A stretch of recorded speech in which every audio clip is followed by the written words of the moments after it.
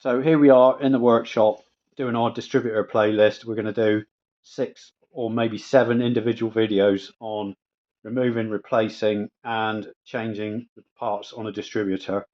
It's quite a complicated thing, and I don't do it because I can't see the parts. The nuts and bolts are too small and I'm not great at using feeler gauges. So my lovely wife who's always done distributor parts on all our classic and custom vehicles, is going to show you how to service and maintain and lubricate your Morris distributor. So I'm going to hand over to my lovely wife and she's going to carry on and show you how to do it. And I'm going to go in and have a cup of tea and a fag. See you soon. Bye. Okay, so this is a distributor on a Morris Minor, and you'll see that it's a 25D.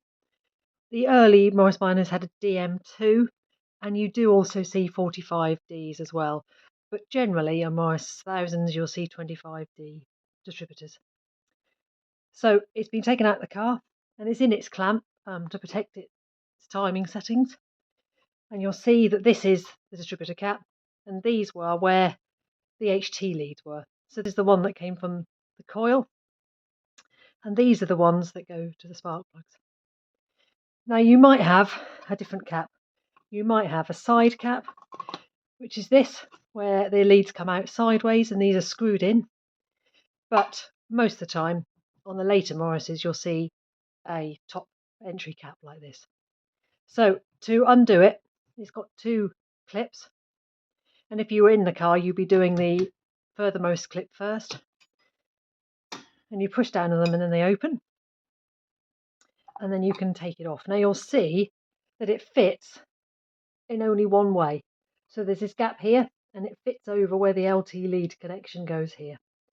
So you can take the cap off, and if you wanted to, this would be a point where you could look at the internal workings of the distributor cap to look for wear. And inside here are the components. So very simply, this is the rotor arm, and what happens is that it rotates anti-clockwise when it's running, and it starts at roughly there-ish, which would be number 1, and it goes 1, 3, 4 and 2. So it's anti-clockwise, and if you ever forget that, it's written not only on the rotor arm but also on the distributor itself with this arrow here. So the other features are, this is the condenser. There's no way of knowing from the outside whether a condenser is faulty or knackered or not. This is the connections that connect all the pieces within inside the distributor. And this here, these are the points. Now as I turn it, you will see that as the rotor arm rotates, it pushes this little piece on the points here. And there's 4 high points on the cam as it rotates, and it's pushing those points open. I'll just do it so you can just see that going round. And what it's doing is, as the current is coming from the coil, it's distributing the spark to those 4 spark plugs in time with the timing of the engine.